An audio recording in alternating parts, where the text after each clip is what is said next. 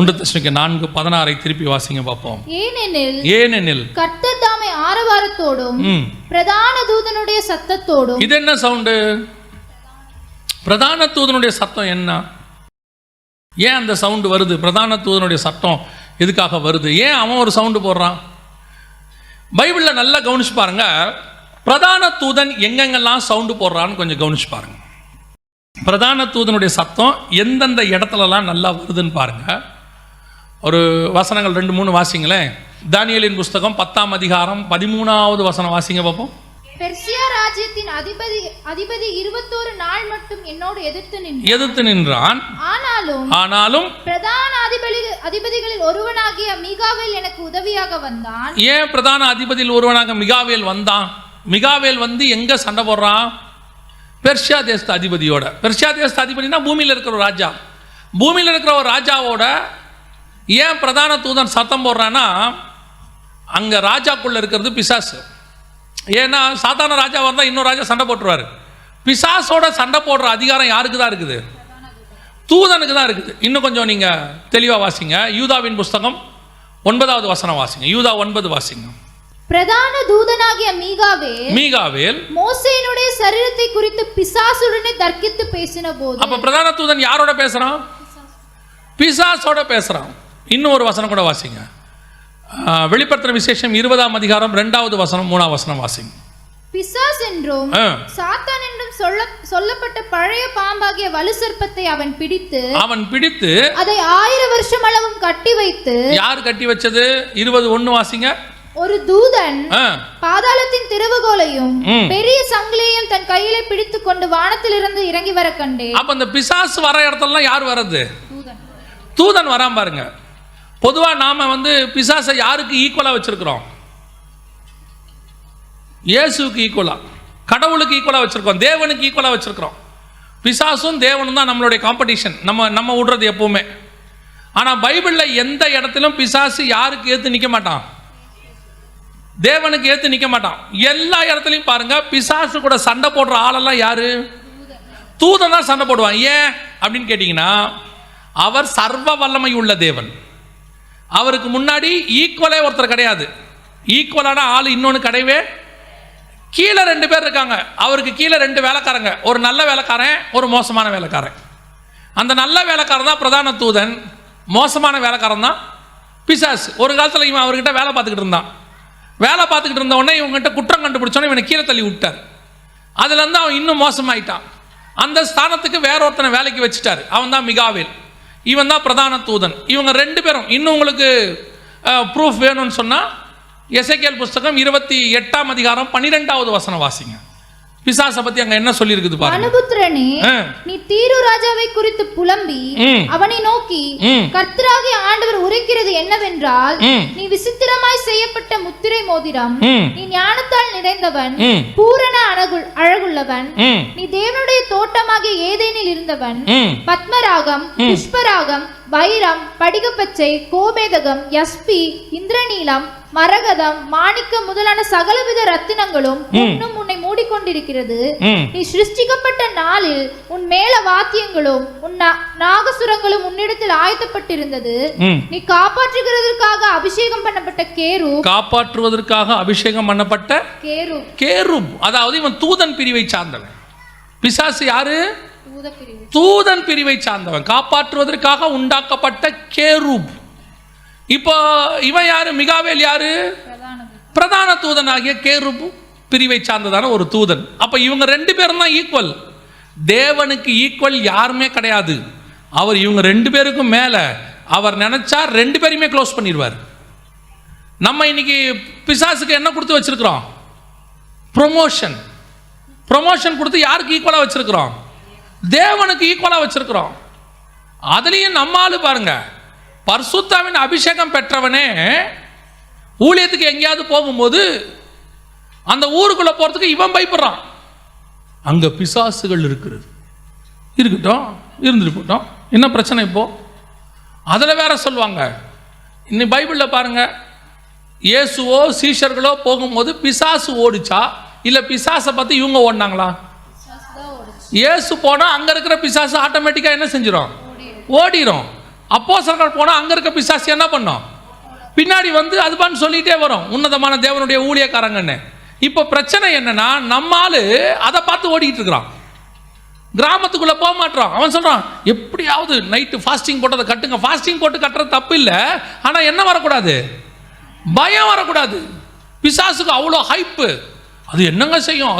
அதில் வேற பிசாசுக்கு வெரைட்டிலாம் வேற வச்சுருக்கான். அது அந்த வகையான பிசாசு, இது இந்த வகையான பிசாசு. அது ஜெயிக்கவே முடியாது. இயேசு கிறிஸ்துவின் நாமத்தினாலே எல்லா பிசாசின் தலையும் நசுக்கப்பட்டாகி விட்டது. பாம்பினுடைய தலை நசுக்கப்பட்ட தலை. அதுக்கு இன்னும் கொஞ்சம் தான் உயிர் இருக்குது, வால் ஆடிக்கிட்டு இருக்குது. அப்படி தான் வெளிப்படுத்தல் சொல்லுது. வால் மட்டும்தான் ஆடுது. உங்களுக்கு அது தெரியணும். பிசாசை குறித்த பயம் கண்டிப்பாக இருக்கவே. அதனால தான் ஆண்டவர் பயப்படுகிறவர்கள் நரகத்துக்கு போவாங்கன்னு சொல்கிறார் வெளிப்படுத்தின விசேஷத்தில். நரகத்துக்கு போகிறவங்க லிஸ்ட்டில் ஃபஸ்ட்டு யார் இருக்கிறாவா? பயப்படுகிறவர்கள் அதுக்கு போவாங்க. எதுக்கு பயப்படுறவங்க? தேவனுக்கு பயப்படுறவங்க இல்லை, பிசாசுக்கு பயப்படுறவங்க. இருட்டாக இருக்குது, அங்கே யாரோ ஒரு உருவம் ஆடிக்கிட்டே இருக்குது, நைட்டில் என்னமோ வருது, என் மேலே ஏறி உக்காருது. பிசாசு ஏன் உங்கள் மேலே ஏறி உக்காருது? நீங்கள் ஏன் சீட்டு போட்டு கொடுத்துருக்குறீங்க? இன்றைக்கி நம்மளுக்கு பிசாசுக்கு பயப்படுற மாதிரி பிசாசு நம்மளை பார்த்து பயப்பட மாட்டேங்குது. ஹைப்பு கொடுத்து வச்சிருக்கான். நல்லா தெரிஞ்சுக்கொள்ளுங்க, அவருக்கு அவன் வேலைக்காரன்னா நமக்கும் அவன் வேலைக்காரன் தான். ஏன்னா நாம் அவருடைய பிள்ளைகள். நமக்கு அந்த அதிகாரம், அத்தாரிட்டி தெரியணும்.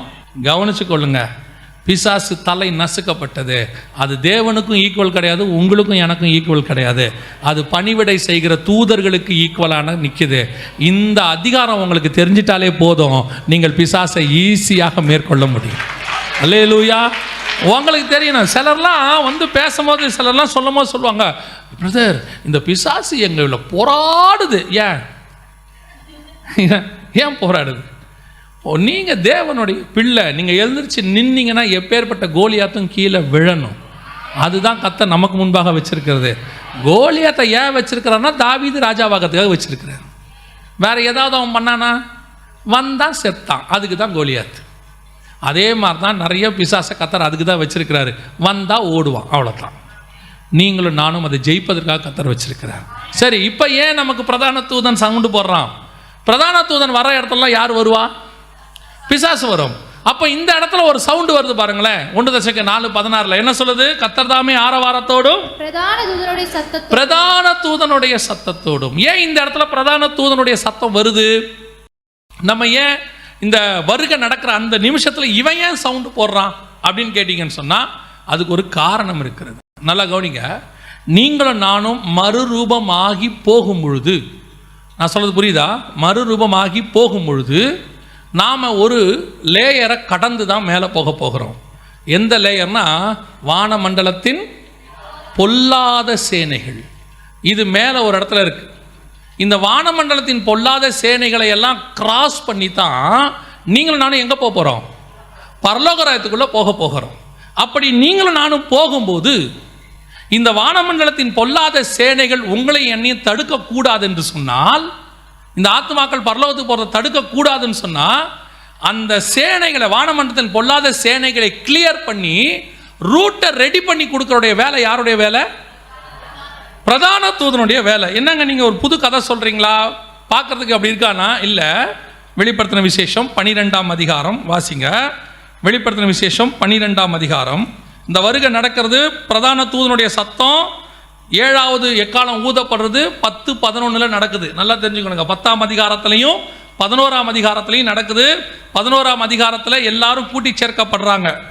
18வது வசனத்தில் நீங்கள் பார்த்தீங்கன்னு சொன்னால், அது சிறியோர் பெரியோர் பலனளிக்கிறதுக்கும் பூமியை கெடுத்தவர்களை கெடுக்கிறதுக்கும் காலம் வந்தது என்று சொல்லி தேவனை தொழுது கொண்டார்கள். இதுக்கு முன்னாடி தான் 7வது எக்காலம் ஊதப்படுது. 10:6 வாசிங்க பார்ப்போம். 10:6.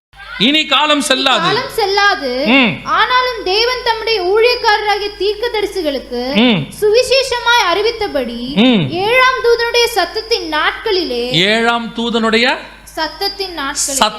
தூதனுடைய சத்தத்தின் நாட்களிலே அவன் எக்காலம் ஊதுகிற போது, 7ஆம் தூதன் என்ன ஊதுறான்? தூதனுடைய சத்தமும் அடுத்து என்ன இருக்குது? இந்த ரெண்டும் வேற எங்க படிச்சோம்? 1 Thessalonians 4:16 படிச்சோம். பிரதான தூதனுடைய சத்தமும் தேவ எக்காலமும். இங்க அழகா அப்படியே இருக்குது. 7ஆம் தூதனுடைய சத்தத்தின் போது எக்காலம் ஊதுகிற போது தேவ ரகசியம் நிறைவேறும். எந்த ரகசியம் நிறைவேறும்? இதோ நான் உங்களுக்கு ஒரு ரகசியத்தை சொல்லுகிறேன். நாம் எல்லோரும் நித்திரை அடைகிறதில்லை. கடைசி எக்காலம் தொனிக்கும் போது அந்த வசனத்தினுடைய ஈக்குவல் இங்க இருக்கு. அப்படி நடக்கும்போது நல்லா கவனிங்க, அப்படி சம்பவிக்கும் போது 11ஆம் அதிகாரத்தில் எல்லாரும் சேர்க்கப்படுறாங்க, கூட்டி சேர்க்கப்படுறாங்க. இந்த சம்பவத்தை எக்ஸ்பிளைன் பண்ணும்போது வசனம் சொல்லுது 12ஆம் அதிகாரம், நல்லா கவனிங்க, 12ஆம் அதிகாரம் 7வது வசனத்தையும் 8வது வசனத்தையும் வாசிங்க. வானத்திலே யுத்தம் உண்டாயிற்று. வானத்திலே யுத்தம் உண்டாயிற்று. மிகாவேலும் அவனை சேர்ந்த தூதர்களும் வலுசர்ப்பத்தோட யுத்தம் பண்ணினார்கள். வலுசர்ப்பமும் அதை சேர்ந்த தூதரும் யுத்தம் பண்ணியும் ஜெயங்கொள்ளவில்லை. வானத்தில் அவர்கள் இருந்த இடமும் காணப்படாமற் போயிற்று. அடுத்து வாசிங்க. உலகம் அனைத்தையும் மோசம் போக்குகிற பிசாசு என்றும் சாத்தான் என்றும் சொல்லப்பட்ட பழைய பாம்பாகிய வலுசர்ப்பம் தள்ளப்பட்டது. அது பூமியிலே விழ தள்ளப்பட்டது. இப்ப இந்த சம்பவத்தை நல்லா கவனிச்சு பாருங்க.